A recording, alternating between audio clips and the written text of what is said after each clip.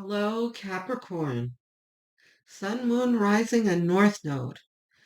This is the Healing Grasshopper again to do a bonus reading for you because I did watch over your video and I realized a few things. Um, what really bothered me was that I looked at the bottom of the deck and I saw the world, which is fabulous. Um, and I took the card off the deck and I saw while I was watching the video back that I had Wheel of Fortune under the world, but I never addressed it, um, which is unfortunate. So we're going to address that now. Um, I'm very surprised that I didn't address it. I was off on tangents, I suppose. But anyway, getting the Wheel of Fortune and the world um, together is so significant, especially for me and the significance that I hold for these cards, um, which are, and I didn't mention the Ophanim. So you have the Ophanim depicted in both cards. And in the Wheel of Fortune, so the Ophanim is in the Book of Enoch, and it talks about one of the choirs. So there are different levels of angels. You know, you have angels, archangels, principalities, and cherubim, uh, seraphim. There are levels. But then Enoch had come across the Ophanim, which is the most obscure part of the book, where, scholars kind of argue about whether the Ophanim is actually an entity, like a conscious entity, or is it an object? Because it talks about wheels within wheels and eyes within the wheels, and then around it were an ox, a man, an eagle, or a vulture. I forgot what bird it was, an eagle or something. And lion, and each of them represented things. I don't remember. I should have looked it up before I started this video, but it's not relevant. If you're really interested in it, look up the Ophanim and the Book of Enoch, and you'll get the whole story there. But um, in most of the traditional Rider-Waite decks, this is how they're depicted, and uh, so. And a lot of other readers, it frustrates me because they talk about the Wheel of Fortune in what I feel is flippant, in a flippant way. They kind of suggest that the Wheel of Fortune talks about uh, kind of like fortune in the way of chance, and how it can, good fortune is here now, but it'll be gone later, and you know, it's a wheel that's always turning, and kind of randomly. That's not true. What this is talking about, and anyone who argued about it just has to look a little closer. You have the Ophanim here with books here too, and which depicts um, recording of everyone's life. This is about karma and how um, that cliche of God sees everything. The Ophanim is recording everything, and your life is driven in the direction of your choices.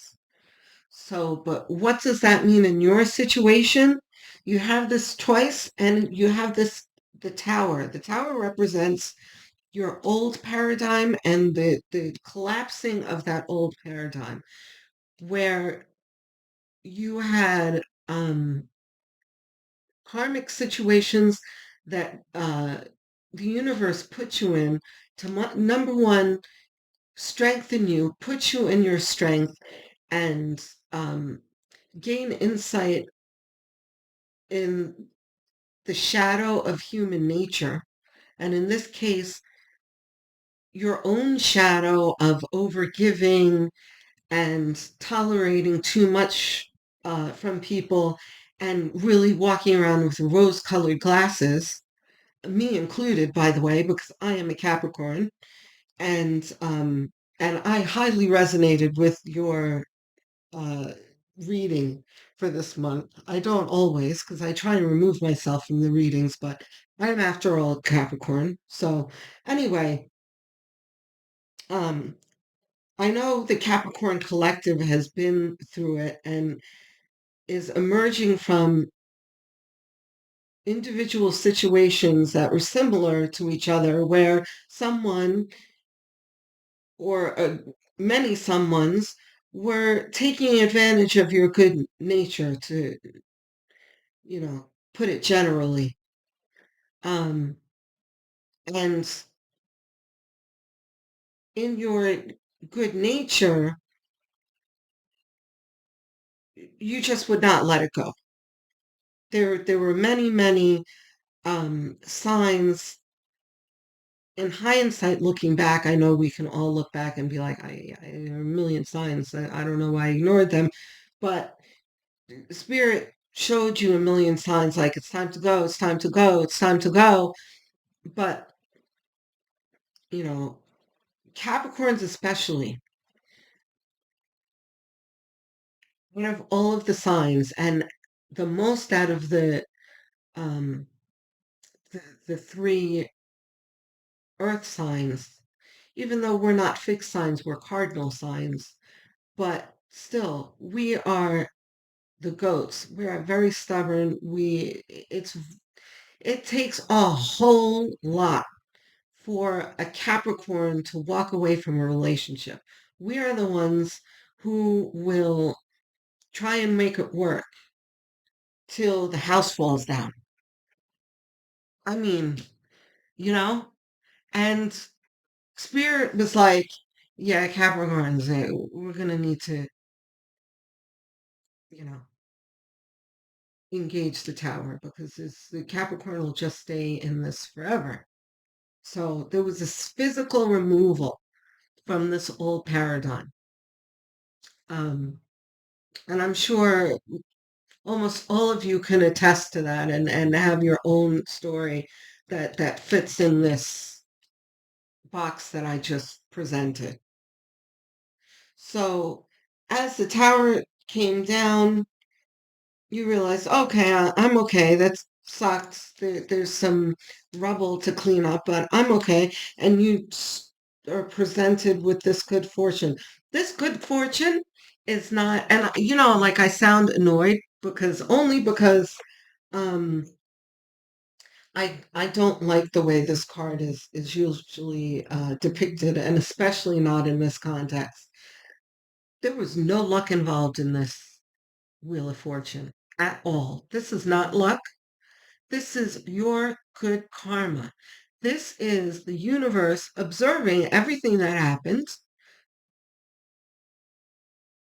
and an acknowledgement of everything that you have been through and a direct consequence of that, which for the karmic is a destructive, catastrophic tower to them. They are going to now go through it. They're going to go through their tribulation. Some of them are in jail. Some of them have lost everything. Some of them are even coming back to you begging because they're so um, buried in it that now they need help. And you're like, I'm sorry. I forgive you. Godspeed, but I'm going on with my life now. And here it is. And then this is the good fortune and the bouquet, by the way, that is in your um, initial Lenormand reading that's reflected by the Wheel of Fortune, um, and mirrored by a portal that's been opened up by the Ophanim, been opened up by Spirit for, especially for you. Um, so yeah, I'm like very agitated right now because I feel all of your um what you've been through, like yeah, this is great, but we're still all bristling from what just happened. We couldn't shake off that. Oh, okay. So let's do the two Choquette decks and see what they have to say. I don't think you really need any advice. Um, but let's see what Spirit wants to listen to your heart. Absolutely. I'm pretty sure that we talked about in the reading that and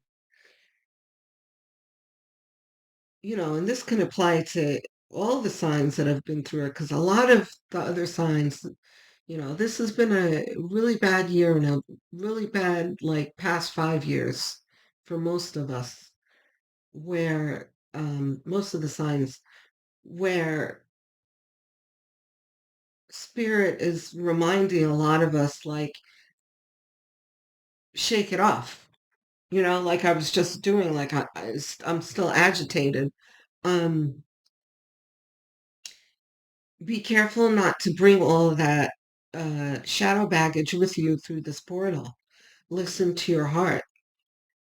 Um, you know, look within and really draw from your heart center. Stay in your own skin. Yeah, this is somewhat of the same, where you need to not forget yourself. Don't forget who you are. Don't let the trauma change you. It's all the same message. Laugh. Yeah. The hard part is behind us now. So it's time to enjoy what's waiting for us on the other end of that portal. You know, most of us are still putting together the pieces, but, do it with the joy that you know that the worst is over and you have amazing things coming to you. Some of you have already seen some of it. Like, some of you have received your bouquet, um, which for a lot of us are like inheritances or some kind of nice, substantial gift, life-changing gift. Um, some of you haven't received it yet, but look forward to it. Thank Spirit for it before it's even arrived, because it's coming. But by the way, even if you've gotten this bouquet, that's just the beginning. It's not like the one-time gift. There's much, much more coming. Look as you're stepping through the portal. It's not a one-time gift. This is stick with it. Yeah. Because this talks about those people who are still decide the outcome. I don't think that's for us. Um, yeah. This is for the folks who are still putting together the cleaning up the rubble, like I said. That, it sucks. The cleanup sucks, but look forward to ay ay ay. Butterfingers. I think our last card is in here. No, it's not. Thanks. I hate shuffling because my hands are so small. And these decks are usually much bigger than my hands can handle.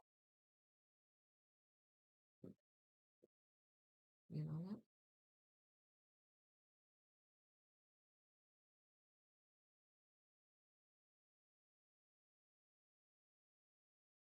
Accept love.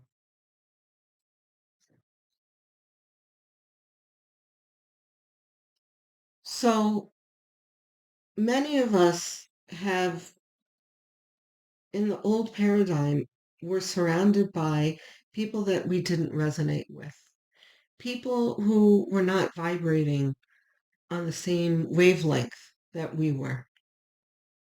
And that was draining. I mean, for some, financially, emotionally, spiritually, just draining. And it's lonely, to be with, uh, to be living with, it didn't need to be, it doesn't necessarily need to be physically living with, but, you know, either living with or having in your close social circle of people who don't resonate on the same level and don't wish you well and are deceptive and envious and all those low vibrational emotions and behaviors that are hurtful. And here you are giving, giving, giving, and they're taking, taking, taking. you know it's time for you to receive love, and that's what's waiting for you on the other side of that portal. Stick with it. You're going to get there. Listen to your heart and laugh.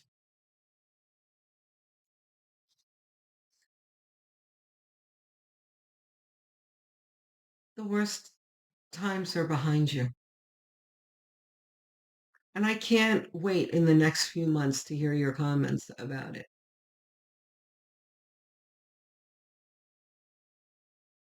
Because right now we're all going to be chatting amongst each other. And please comment, talk to each other. Um,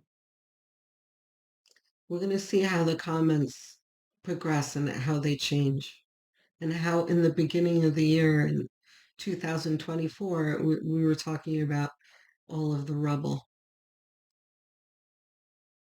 you know. And by December, it's going to be like, oh, it's fabulous. I met this new guy or this, you know, I got this insurance money or whatever. It's going to be all this great stuff that we're going to be talking about. I guarantee it. So I hope this helps. I feel satisfied now that I really conveyed the message that I was supposed to convey. Um, so I hope it helps. Um, Let me know what you think. Don't forget to like and subscribe and leave a comment. I love you, Capricorn.